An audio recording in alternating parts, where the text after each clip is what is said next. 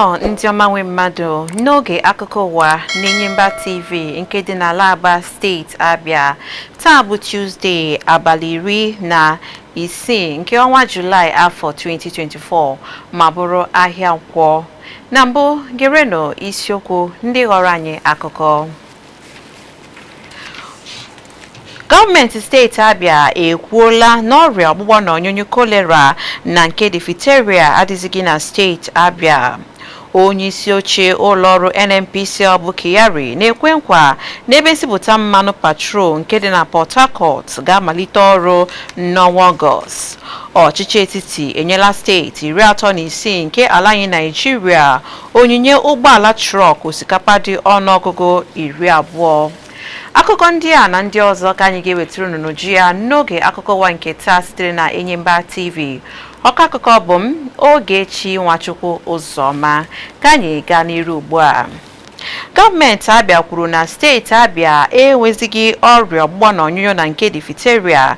Nke a bụ nke mere ka ndị nta akụkọ mara n'ụlọ gọọmenti dị n'Ụmụahịa site n'aka kọmishọna na-ahụ maka mgbasa ozi nakwa ọdịnala bụ Prince Oke Kano maka mpụtara nnọkọ otu kansụl ije ozi ọchịchị steeti nke gọvanọ Alex Oti bụ onye isi ọgbakọ ahụ.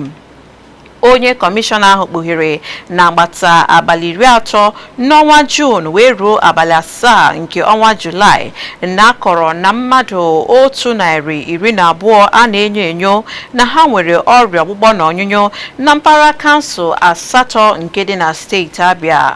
Mana otu ọ dị, onye ndụmọdụ pụrụ iche nye gọvanọ n'ebe o mekọtara ahụike bụ Dr. Oriakụ Ngozi Azodo kwuru na nchọnchọ nje ngwa ngwa gosiri na mmadụ 3 bụ ya, mana mgbe ewegaziri ya n'ụlọ ọrụ nyocha ahụ nke dị n'Abuja maka ezi nyocha ka a nọrọ kwupụta na ha ebughị ya bụ ọrịa kolera.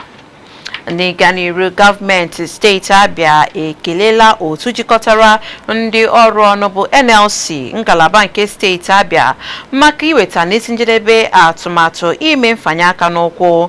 Nke a ka emere ka amata site n'aka onye kọmishọna ahụ maka ozi na ọdịnala bụ Prince Oke Kano mgbe ọ na-agwa ndị nta akụkọ okwu mpụtara ọgbakọ nke otu kansụl na-ejere ọchịchị steeti ozi nke onye isi ya bụ ọgbakọ bụ Dr. Alex Oti.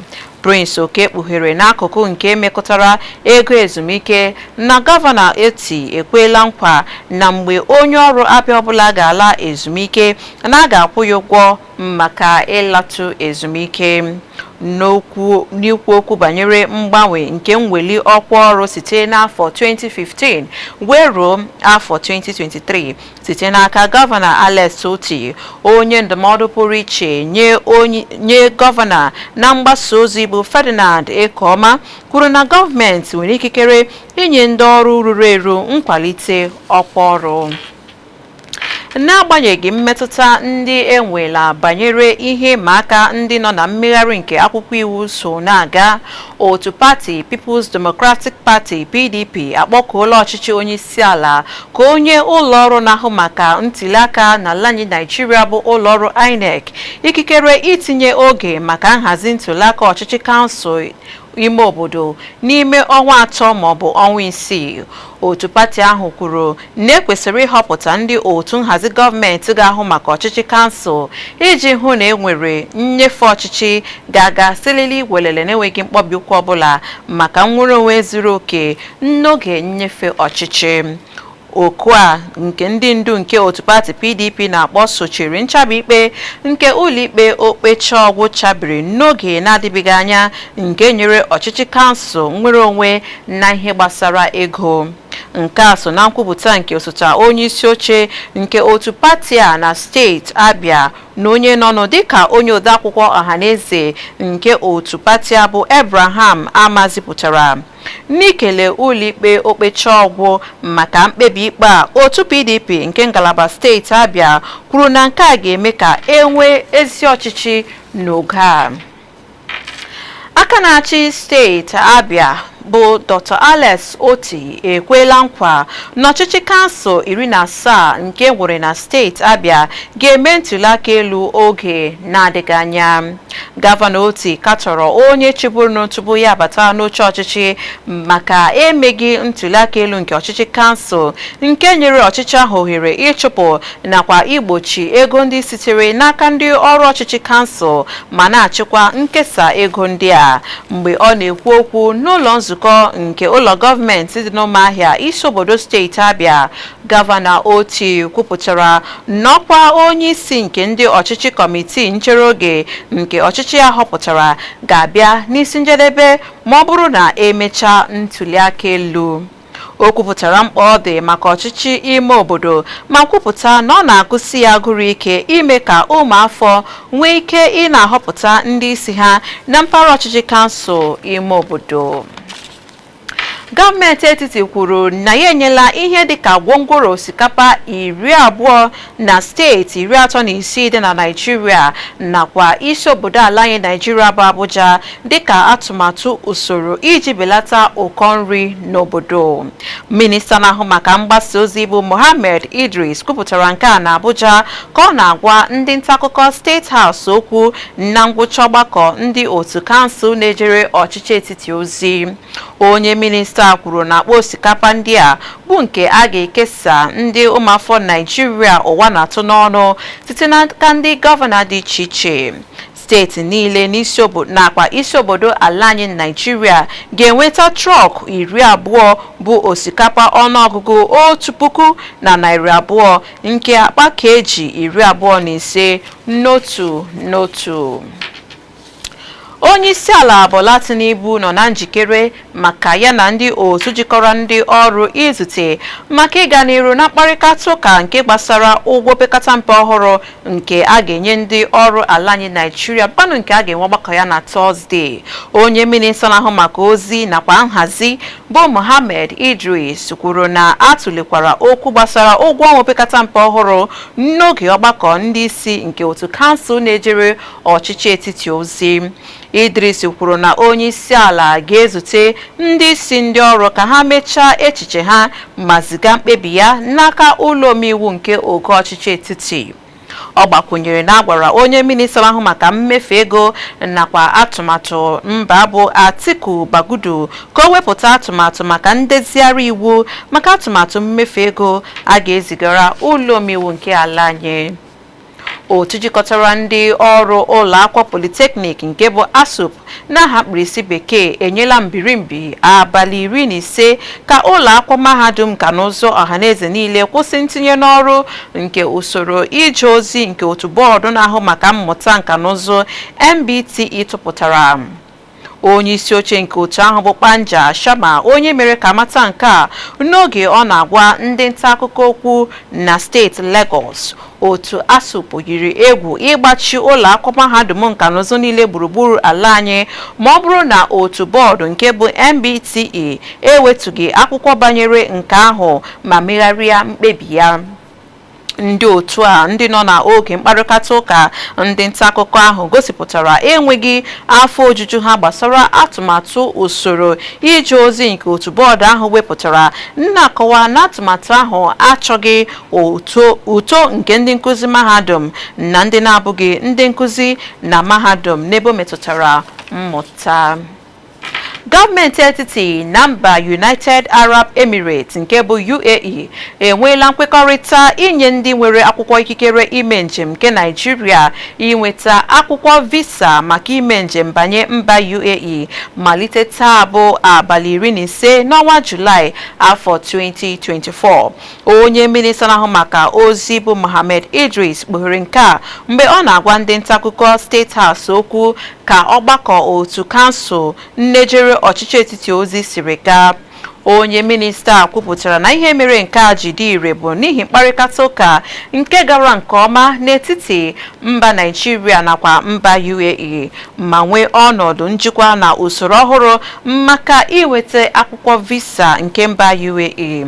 Enyimba TV chetara na UAE n'abalị 13 n'ọnwa Disemba nke afọ 2021 nyere mmachibido ime njem abata mba ha n'ebe Naịjirịa nakwa mba Congo nọ na-ekwu maka mmụba nje COVID-19 nke site n'aka ndị njem abụọ nke mba abụọ ndị a. Onye isi ụlọọrụ na-ahụ maka mmanụ patrol n'ala anyị Naịjirịa bụ ụlọọrụ NNPCL bụ Meli Kyari kwuru na ụlọọrụ na-esipụta mmanụ na Port Harcourt ga-ebido mbupụta mmanụ petrol esipụtara n'ọnwa Ọgọst, ebe nke Kaduna nakwa Warri ga-ebido n'ọnwa Disemba, ebe o kwusiri ike na enweghị ashị ha na-atụrụ ndị ala anyị. Kyari onye kwuru nke a na Abuja mgbe ọ zọchiri n'ihu Sinetọ Sani Musa nke otu pati APC bụkwanụ onye ndu otu kọmitii nke njikọ ụlọ omeiwu Senate nakwa ụlọ omeiwu nke nnọchiteanya nke Niger East n'ebe o mekọtara ego na ọgbakọ ọdụrụkọ emere maka ọnọdụ akụnụba nke ala anyị. Enyimba TV chetara na Meli Kyari ekwubuola n'ọnwa Maachị nke afọ a ka enwechara ọgbakọ nke ndị otu kọmitii ọtawa ike na-ahụ maka nrụzigharị ụlọ nsipụta mmanụ anọ nke dị n'ala anyị nakwa ụlọọrụ nsipụta mmanụ petrol ga-ebido ịrụ ọrụ n'izuụka abụọ. N'ịga n'iru n'akụkọ, onye Chief of Defence Staff General Christopher Musa ekwuola na ndị apata ụkwụ n'ala anyị Naịjirịa na-akụda mbọ ndị ọrụ nchekwa na-agba iji jide ndị na-egwupụta ihe n'ụzọ iwu na-akwadoghị. General Musa, onye Air Vice Marshal Nnaemeka Ilo nọchitere anya ya, kwuru okwu na nleba anya nnyocha nke ndị kọmitii ụlọ omeiwu nnọchiteanya na-ahụ maka akụ ndị sitere na chi nke ndị dị n'ala anyị Naịjirịa. Ọ gbakwunyere na ndị agha ala anyị ga-akwado mmachibido iwu ntịntị oge n'ebe o mekọtara igwu ihe n'ala iji dozie okwu enweghị nchekwa n'ala anyị Naịjirịa. Mkpebi ndị agha na nkwụsịtụ nkwupụta ihe n'ala bụ na nzaghachi okwu nke sitere n'aka onye ndu nke ụlọ omeiwu bụ Julius Ihuvere bụ onye kwuru na ụlọ omeiwu nke nta ga-atụle usoro siri ike na mpaghara ụlọọrụ na-ahụ maka akụ ndị dị n'ala. Onye isi oche otu kọmitii na-ahụ maka akụ ndị dị n'ala n'ụlọ omeiwu nnọchiteanya bụ Jonathan Gbefui kwuru na ọnụego ijeri $9 na-efunaha ala anyị kwa afọ n'ihi igwu ihe n'ala n'ụzọ iwu na-akwadoghị. Onye isi oche nke otu kọmitii na-ahụ maka nzụta ihe ọhaneze bụ Honorable Uyemi Idem na-adọ ndị ọrụ gọọmenti niile aka na ntị megide ịkparị ụlọ nzukọ site na ịjụ ịbịa izu oku mgbe a kpọrọ ha. E nyere ịdọ aka na ntị ahụ n'oge nnụrụ ihe ọha nke ụkpụrụ iwu eji na-achọ imezi ụkpụrụ iwu akwụkwọ ọmụmụ ihe nhazi ịzụta nakwa mbupụ ihe nke afọ 2007. Dịka o siri kwuo, otu kọmitii ahụ agaghị ala azụ n'iji ikikere ha taa ndị niile dara iwu a ahụhụ nke kwesịrị ha. Otu jikọtara ọchịchị kansụl ime obodo bụ Agon ekelela ụlọikpe okpechọgwụ maka mkpebi ikpe nke nyere ọchịchị kansụl ọnụọgụgụ $774 enwere n'ala anyị ịkwụrụ n'okwu ha n'ebe o mekọtara ego ha ji arụ ọrụ. Onye isi otu Agon bụ Aminu Muazu Mayafata kwuru nke a n'ọgbakọ ndị nta akụkọ na Lafia. Otu a gara n'iru gbaa gọọmenti ume ka ha wepụ ụlọọrụ na-ahụ maka ntụliaka elu nke steeti ma were nke ogo ọchịchị etiti na-eme ntụliaka elu n'ọchịchị kansụl ma nyekwa ọchịchị kansụl afọ 4 ka esi eme ya na steeti nakwa ogo ọchịchị ndị ọzọ. Dịka onye isi Agon siri kwuo, ekwesịrị ịhapụ ọchịchị kansụl ime obodo ka ha kuru ume ndụ ma kwekwa ka enwee mkpebi ka ikpe a nwee ike rụọ ọrụ otu dị mma. Ụlọikpe ukwu nke steeti Kano enyela iwu na-adịgide megide onye emia nke Kano bụ Aminu Adebayo na ndị emia mmadụ 4 ndị ọzọ sitere obodo Kano, Gaya, Bichi, Karaye ka ha kwụsị na-ebugharị onwe ha dịka ndị emir.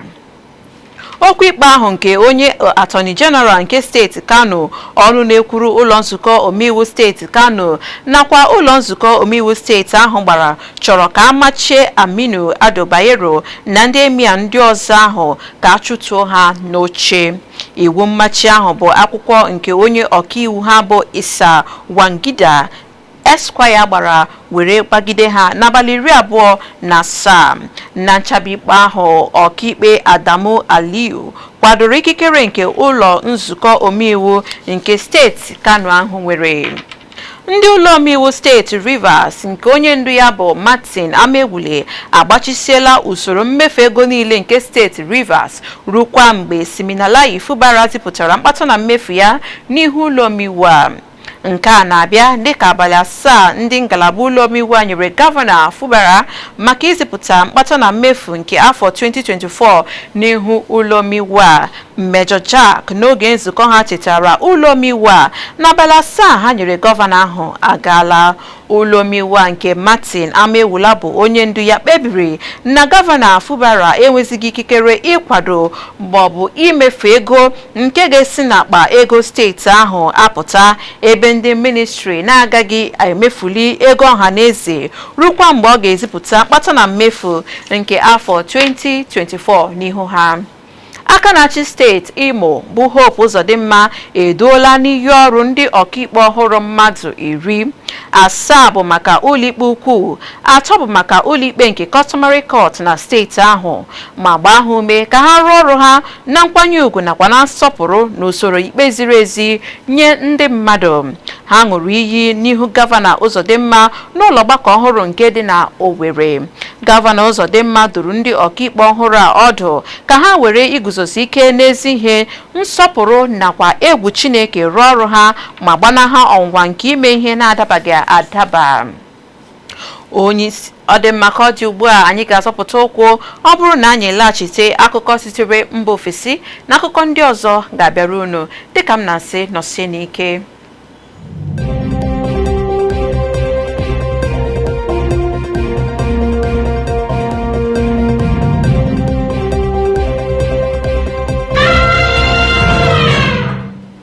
Nnọọ ugbu a ka anyị gaa n'akụkọ sitere na mba ofesi. Onye isi ala mba Rwanda bụ Paul Kagame, onye na-atụ ọjọọ ma na-enwe mmasị n'otu nha anya na-achọ ịgbatị ọchịchị afọ 24 ya na mkparịta ụka ntụliaka elu, kwuru na ya ga-enweta mmeri na nke a. Ọ kọwara na ya bụ nwa amadi na-ebutekarị oche mmeri n'oge ntụliaka elu ọbụla kemgbe ọ ghọrọ onye isi ala n'afọ 2000 site n'inweta vootu karịrị pasentị 90. N'afọ 2017 o meriri na vootu bụ pasentị 99 na ntụliaka elu nke otu ndị na-ahụ maka ihe ruru mmadụ katọrọ. A na-ebo Maazị Kagame ebubo na ọ naghị enye ndị na-agba ya ụkwụ ohere ịmabute oche ọchịchị ma na-akpagbu ndị na-akatọ ya na mba ahụ nakwa na mba ndị ọzọ. Sọsọ mmadụ abụọ bụ ndị ya na ya soro zọọ ọkwa ahụ bụ ndị iwu kwadoro, ebe ụlọ ọrụ na-ahụ maka ntụliaka elu na mba ahụ machibidoro ndị ọzọ maka isonye na ya bụ ịzọ ọkwa. Maazị Kagame gara n'ihu ịtụ vootu nke ya na-agwaghị ndị nta akụkọ okwu ọbụla gbasara ya bụ ntụliaka elu.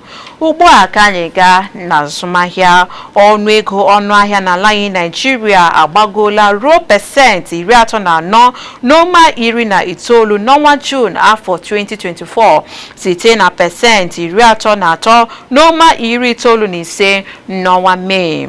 Enwere ihe ndekọ a site n'aka ụlọ ọrụ na-ahụ maka ndekọ na mgbakọ bụ ụlọ ọrụ MBS na mkpirisi asụ bekee na nkọpụta ọnụego ngwaahịa CPI n'ọnwa June. Atụmatụ CPI bụ maka iji lebara anya mgbanwe ọnụego ngwaahịa. Dịka ụlọ ọrụ MBS siri kwuo, ọnụahịa ịgbali elu gbagoro n'ogo pasentị 40.87 n'ọnwa na mwugharị ọnụego nri nakwa mmanya ndị na-anaghị aba n'anya. MBS kwuru na ọnụọgụgụ isiokwu ọnụahịa n'ọnwa Juun gosipụtara mmụba nke pasentị 0.24 mana ejiri ya tụnyere ọnụahịa nke ọnwa Mee afọ 2024. Ugbu a ka anyị gaa n'ama egwuregwu. Otu egwu bọọlụ Super Falcons nke ala anyị Nigeria nọ na njikere ịsọmpi Olympics ha na otu egwu bọọlụ mba Canada bụ nke ga-agbarịta egwuregwu enyi na enyi nke a ga-agbachi ụzọ ebe ndị njalite ha na-agaghị abịa ekiri ya bụ egwuregwu enyi na enyi. Otu nhazi egwuregwu bọọlụ na Nigeria bụ NFF kwupụtara nke a n'akara nwaodide X ya.